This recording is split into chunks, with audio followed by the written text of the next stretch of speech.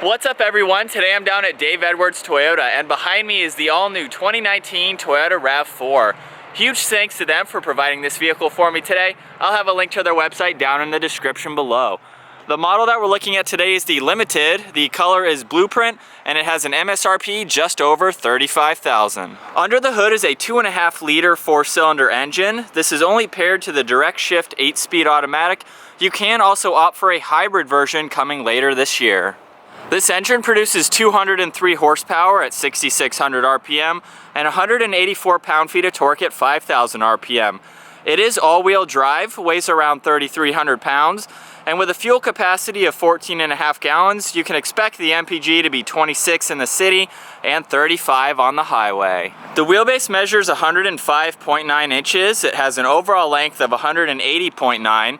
The width is 73, it has a height of 67 inches, and ground clearance is at 8.6 inches. Starting up front with the completely new redesigned hexagonal front grille, it's finished off in a nice dark silver and also features 2 parking sensors along with 2 more on each side of the bumper. This comes standard with LED headlights and daytime running lights along with fog lights to the side. The lower section of the bumper has a silver trim piece to give it more contrast against the great looking blue color. This features really aggressive lines below each headlight in the bumper. There's clean lines coming down the hood. There's also a secondary grille just above the Toyota logo, giving this a very clean yet aggressive appearance from the front. Moving to the side, this features 19-inch super chrome finished alloy wheels with a nice double 5-spoke design. This comes with power-assisted ventilated disc brakes with the rotors up front measuring 12 inches and 11.1 inches in the rear. The side skirts and fender flares have been blacked out to give it more contrast against the dark blue. The body-colored side mirrors are heated and also feature the integrated turn signal. There's chrome trim running along the top section of the windows and along the door handles as well. And the clean yet aggressive style continues along the side profile. And finishing up in the rear with the integrated spoiler and third brake light, there's a nice black trim piece on either side of the window that also extends into the C-pillar, giving it a really nice look. This comes standard with LED taillights along with 2 backup cameras and 4 parking sensors down in the lower section of the bumper. There's a nice aluminum trim piece running in between both taillights along with the wiper blade being in the lower section of the window to help improve visibility. This features a power liftgate, dual exhaust, and also has a towing capacity up to 1,500 pounds. Alright guys, so that finishes up the exterior walk around of the 2019 Rav4 Limited. What do you guys think of the color on this car? A couple weeks ago I checked out a red XLE, so I'm pretty much doing the complete opposite in trim levels. We have the XE and the XLE as the base, and then you have the Limited and the Adventure as the top trim levels. I'm really liking the color on this car along with the 19-inch wheels on it. It's a really good color combination. There's obviously a lot more features on this one than the XLE that I'll go into. It has the forward-facing sensors, 2 cameras, which I can't wait to show you where the second camera is. And now with the key, we'll go ahead and take a more in-depth view of the interior, and as long as I have the key on me, I'll just place my hand on the door handle. You'll hear it automatically unlock. When you go to lock the vehicle, you can either swipe on the top or down below, and you'll hear it lock. And then when we come back again, we can go ahead and open it up. The door panel is finished off in a very nice 2-tone design. There's brown stitching running along the top section, along with a nice aluminum trim piece surrounding all of the controls. You have more aluminum on the release handle along with your memory seat adjustments. All of the side windows are automatic up and down with your lock and unlock and side mirror adjustments. This also features a 6-speaker Entune audio sound system with a little bit of storage space behind that. Moving inside now to the Softex 2-tone seats. They have a really nice design to them with silver stitching in the top section, more brown stitching running along each bolster. They have a really good amount of support to them as well. They also feature an 8-way power adjustability with lumbar support. Once inside, we're greeted with a fully wrapped black leather steering wheel. It has a really nice feel to it. There's more aluminum trim surrounding the middle section all the way to the bottom, gives it a really nice look. To the right side, we have cruise control along with turning on and off your forward-facing sensors, lane keeping assist, turning on and off the radio, and scrolling between the different stations. All of the buttons on the left side control Bluetooth along with the center screen. So using those buttons to the left side of the steering wheel, we can control this very large digital screen in the center gauge setup. We can look at your distance to empty along with your MPG and an economy indicator. You can turn on and off lane keeping assist along with your cruise control. There's your radio, your trip distance. We can look at all of the different standard safety features like lane keeping assist, pre-collision system, your blind spot monitoring, and parking sensors. You also have the pre-collision system and a bunch of other settings that you can go through. So it's really nice to be able to turn those on and off when needed, and you can look at your messages. So it's very easy to use. To the left of that screen, you have an analog tach. You also have your fuel and engine temperature to the right, a digital speedometer in the center along with your clock, and of course your gear selection to the far left. More aluminum trim pieces surrounding those as well. To the left of the steering wheel, you have your power liftgate along with automatic high beams and a dimmer switch for the gauge brightness. A little bit of storage space with finished off in brown. There's more brown stitching there with aluminum around one air vent. And then moving to the center is the 8-inch touchscreen navigation screen. So using the center screen now, it's very easy to use. You can see I'm on home right now. There's 3 different screens within this one right now. You have navigation, your phone, and radio. You can configure this to have 2 separate screens, or you can move these around depending on how you'd like it to be featured. We can go down to menu now. We can go into navigation, so obviously you can pull that up full screen.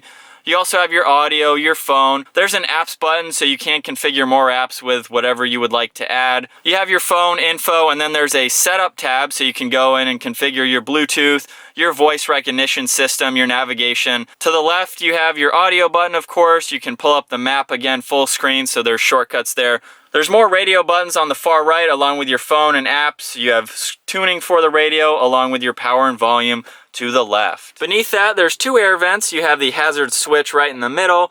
More of this brown trim running along the center gives it a really nice look. There's more aluminum trim pieces, and of course the passenger side air vent there. Below that is the digital screen readout for the dual zone climate control. So right in the center is the fan speed. I'm going to turn that up one. On the left side you have your driver's side, of course, and they are synced right now. You can unsync them if you'd like to the far right. Just push on that, and now I can individually control each side, which is nice. So you have auto and off on the left side, you have sync and the AC to the right side. In the center, you have your front and rear defroster along with an eco heat and cool mode.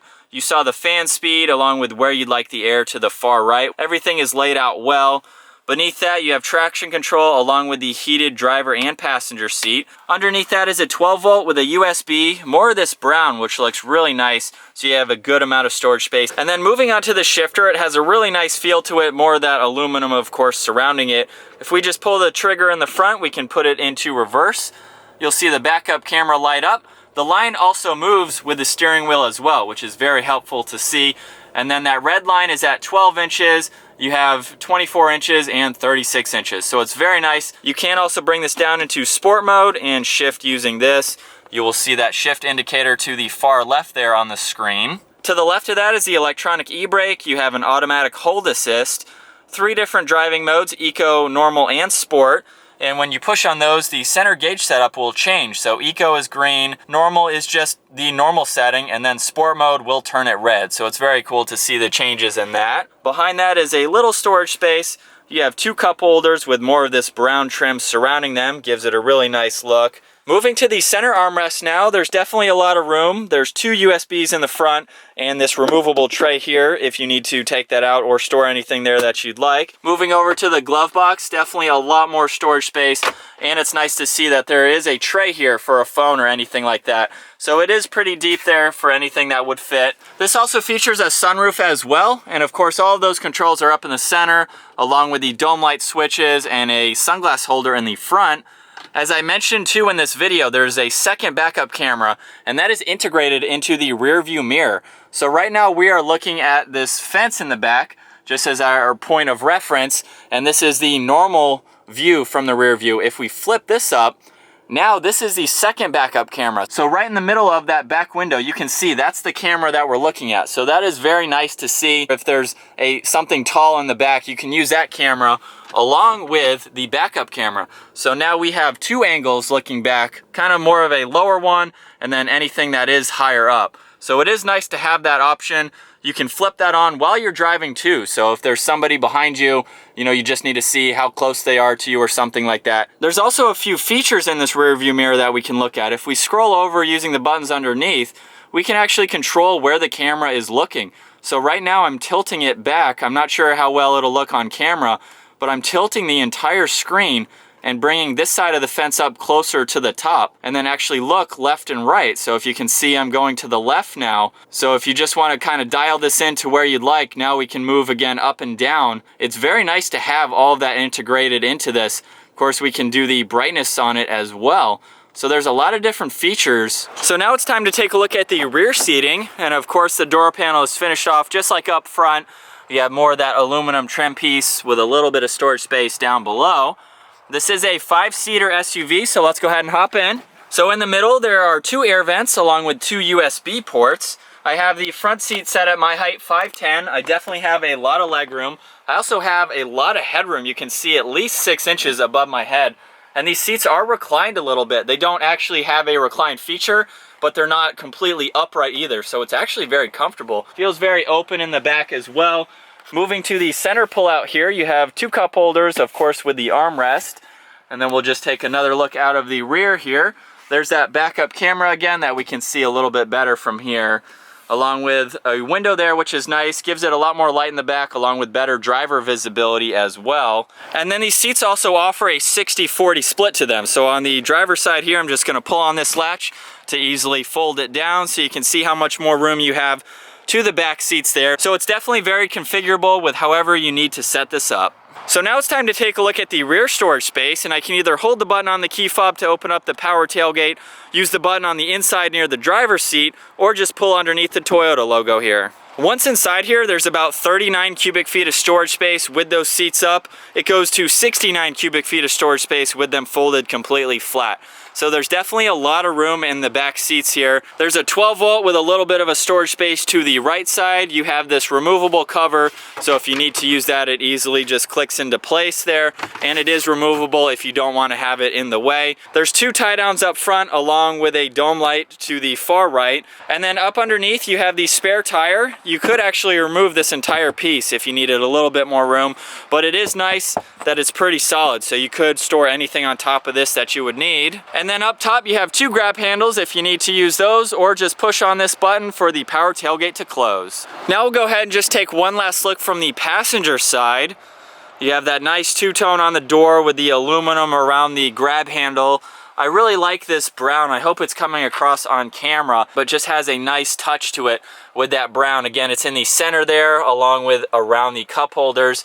Has a really nice clean design. There's not too many buttons in the center. Everything is laid out really nice. I like the 2-tone seats as well. Just gives it a really nice look, especially with this blue exterior. And then one last look from the passenger side. Definitely a lot of room for a smaller size SUV. Plenty of room behind the seats as well, even with 3 people up front and not having these folded down. So that is my walk around and review of the 2019 Toyota Rav4 Limited. Hopefully you guys saw my test drive video with the XLE, so if you're curious about how this performs out on the road, I will have a link to that video down in the description below, so definitely check that out. Huge thanks again to Dave Edwards Toyota for providing this vehicle for me. Again, I'll have a link to their website as well down in the description below. If you guys enjoyed that video, be sure to give it a thumbs up, smash that subscribe button. I'll see you guys next video.